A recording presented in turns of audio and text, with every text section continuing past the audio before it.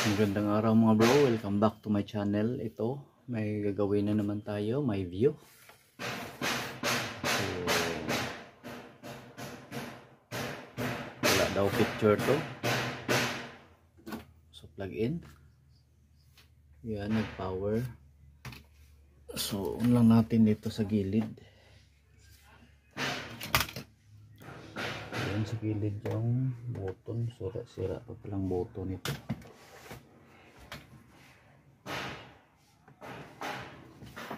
So yan, nag-green.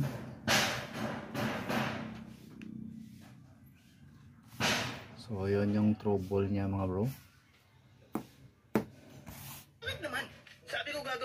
Yan, may sound siya. So pag ganitong mga trouble, ano to? Common sa ganito mga LED, pero iba-iba yung parehas yung symptoms pero iba-iba yung cause ng trouble. So ganon, walang supply ang ating panel. So buksan natin mga bro. So tuloy tayo mga bro. Ito yung sa loob. Sobrang dumi, mga 10 years daw to. 10 years bago nabuksan. So shout out nga pala sa kay Sir Claudimer, Sir Maying Tech Official, Sir B Power, shout out sa iyo sir, at sa mga bago kong mga subscriber, shout out sa inyo, at sa lahat mga katik. So maraming salamat sa inyo. Ito, nung binuksan natin, meron tayong nakita dito na bloated, you know. So ito yung power supply nya. So ang bloated na pyesa, capacitor, ito yon, nasa mainboard siya. So filter ito ng ating supply. So ang gagawin natin dito is mag voltage check tayo. Sukat tayo ng supply, kasi pag ganito walang picture, same symptoms pero iba-iba yung causes kung bakit walang supply ang ating panel. So ito, so mag voltage check muna tayo. So dito tayo sa T-con. So plug in. So yan, notice natin nag-power standby. So dito natin i-on sa manual. So on lang natin. So yan, nag-oscillate. So yan, nag-backlight na. So check tayo ng supply. First, yung basic na supply na requirements ng ating panel, T-con. Kasi yung T-con, siya na yung mag-distribute ng supply dito sa ating top board papuntang panel. So ito yung top board, ito yung circuit ng ating panel. So ito yung driver nya, timing control or T-con board. So first, check tayo ng 12 volts. So dito tayo sa kulay red, wala siyang point, wala siyang level mga bro. So check natin dito sa kulay red. So ito yung positive. So wala tayong masukat na 12 volts. So diretso na yan eh. So dito tayo sa diode. So wala. So walang supply. So gumagana na siya, yan, may sound pero walang display kasi nga wala siyang 12 volts. So baka ito ang dahilan, bloated siya. So kailangan nating tanggalin yan at palitan. So balik tayo.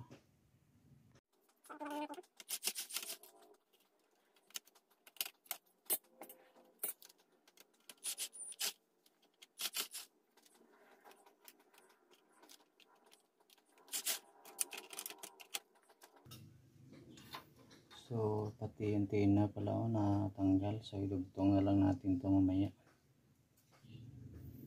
So tatanggalin lang natin tong capacitor.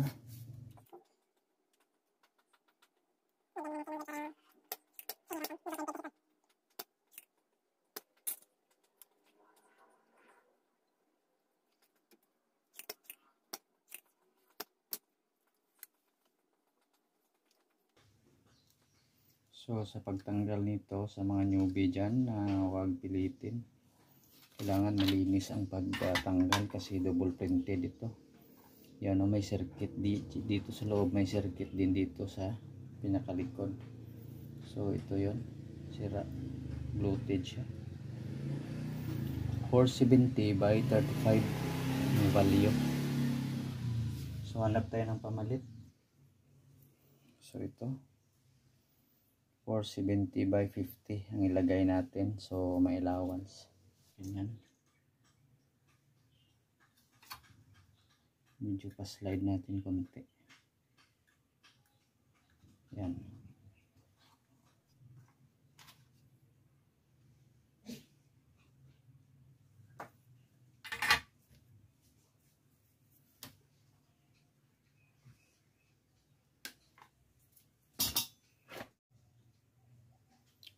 So tuloy tayo mga bro.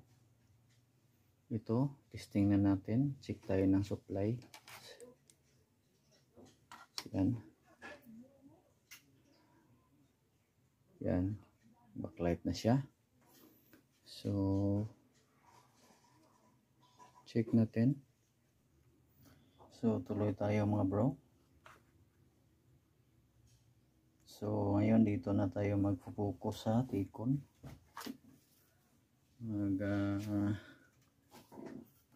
Tingnan natin kung may masukat na ba tayo kasi wala pa rin display. So pero may 12 volts na. So yan. So gagawin natin, subukan nating mag-unload. Ito. Dalawa na ang i-unload natin mga bro. Yan, plug in.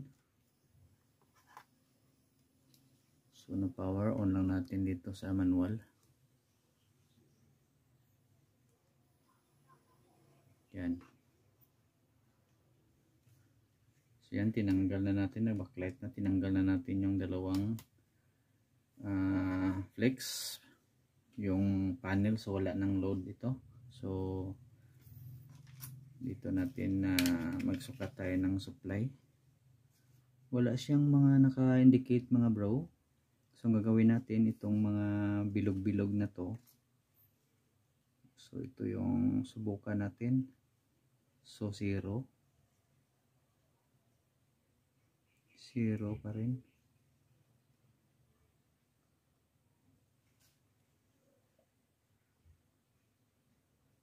So walang voltahe. Lahat ng mga may naka-indicate na bilog-bilog sinukat natin. So wala. Dito lang, malayo na dito. So dito lang talaga yan pag may supply. Dapat mayroon na tayong masukat. So wala mga bro. 0 volt. So ibig sabihin hindi nagtrabaho yung ating T-con. So next steps, off natin. So magsukat na naman tayo ngayon ng ito. Nag-check tayo ng mga SMD capacitor. So set lang natin sa buzzer yung ating tester. So yan, dyan tayo. So check tayo ng mga SMD. Ito.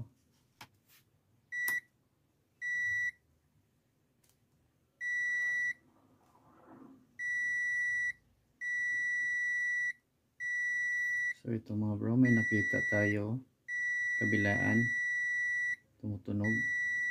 So hanap pa tayo diode.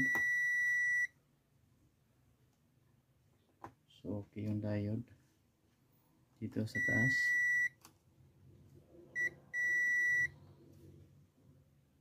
Diode din ito.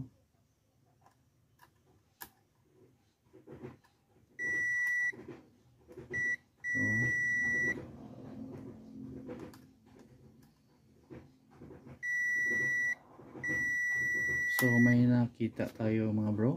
Ito dalawa. Tumutunog ito. So ang gagawin natin, so hindi na tayo mag ano ng short killer. So manual natin, dalawang tumutunog. Oh. So subukan nating tanggalin yan.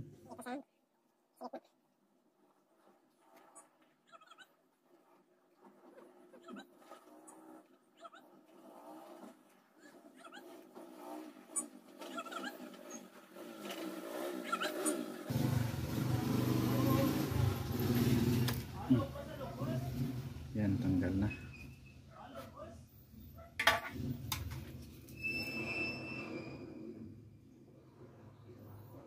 Ito yung location niya.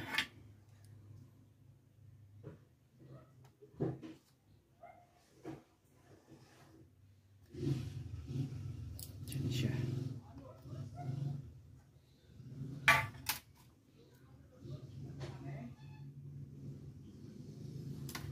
So check natin ulit. Dito na tayo sa circuit. Mamaya na natin ito i-check capacitor. Dito tayo.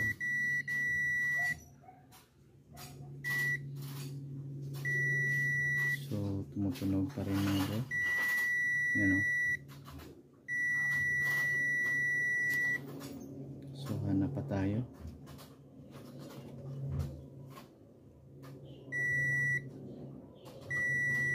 Yan o. Itong isa pa.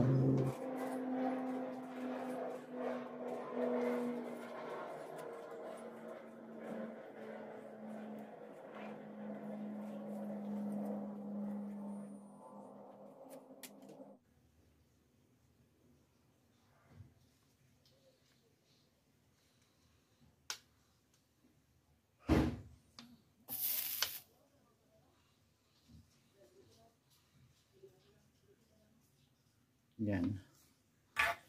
So, dalawa. Short pa rin.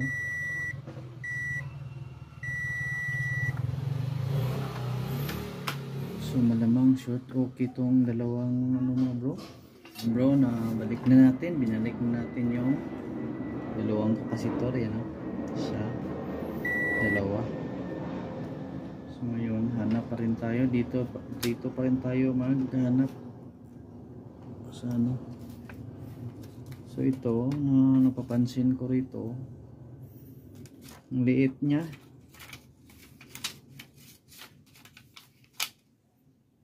Ito mga bro, ang liit niya, pero may sign siya sa taas, diode. So lamang diode to. So ito naman yung i-unload natin. Diode na to. May sign siya. Diode.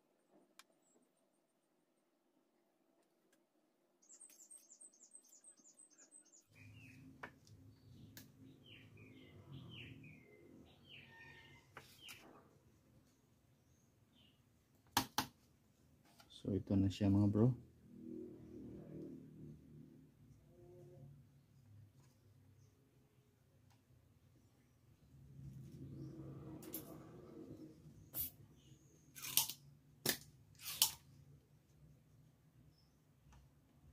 Short na siya tuloy.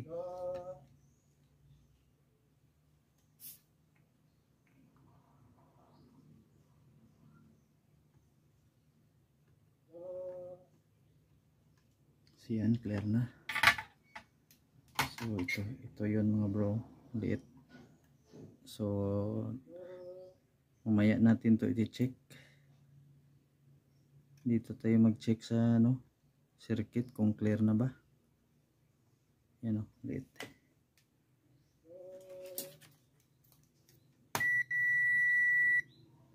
So dito tayo sa kaninas kapasitor.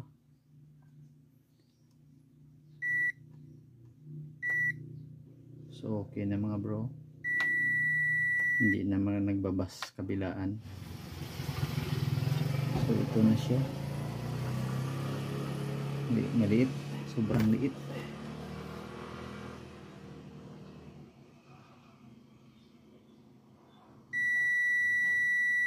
Palo. Tumunog. Reverse. So positive mga bro. Sira tong diode na to. So ang nakalagay dito is liit. So hanap na lang tayo ng counterparts nito na same location din. Dito siya nag-filter. So push lang natin mga bro, hanap lang tayo ng pamalit. So wala tayong mahanap na kagaya niyan mga bro. So importante parang ordinary diode lang naman nakalagay sa kanya. So ito na lang ang tanggalin natin at yan ang itong ipalit natin. So kabit na natin tong pamalit natin. So yung luma, ito na yung sira. Dinikit natin para hindi mawala. So, ito na yung replace natin.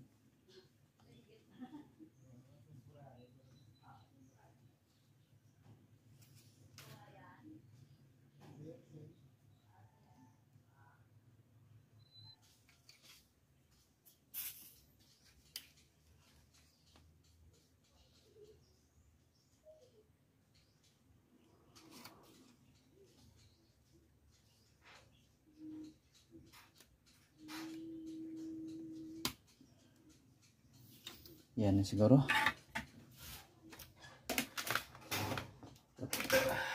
Laki. Wala tayong mahanap na maliit. So ito na mga bro, mag-voltage check tayo. Subukan natin kung meron na ba tayong masukat.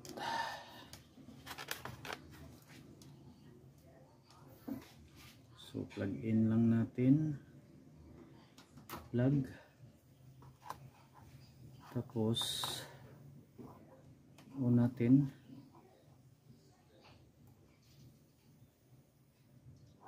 Yan, nag-oscillate. So check tayo dito. So may 12. So dito na area kanina walang voltage to. Ngayon check natin.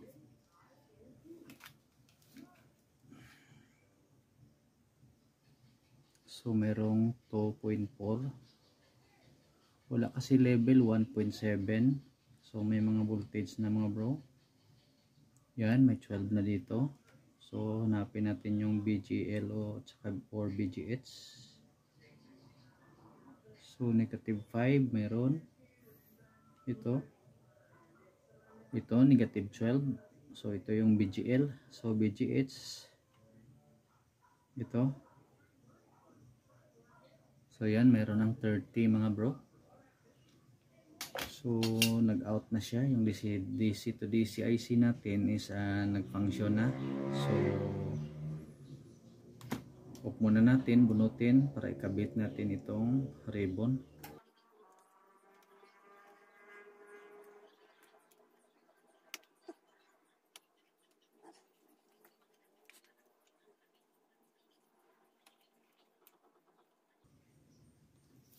So yan. So testing uli na nakakabit na yung ribbon. Plug in. Tapos on natin. Abang tayo dito sa abang na tayo dito sa VGH on.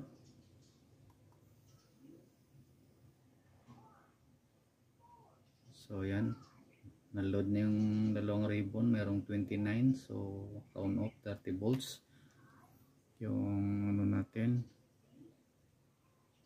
VGL. So negative 12. So functional na yung ating T-con. So yan mga bro, silipin natin kung may picture na ba, kasi meron na tayong VGH VGL.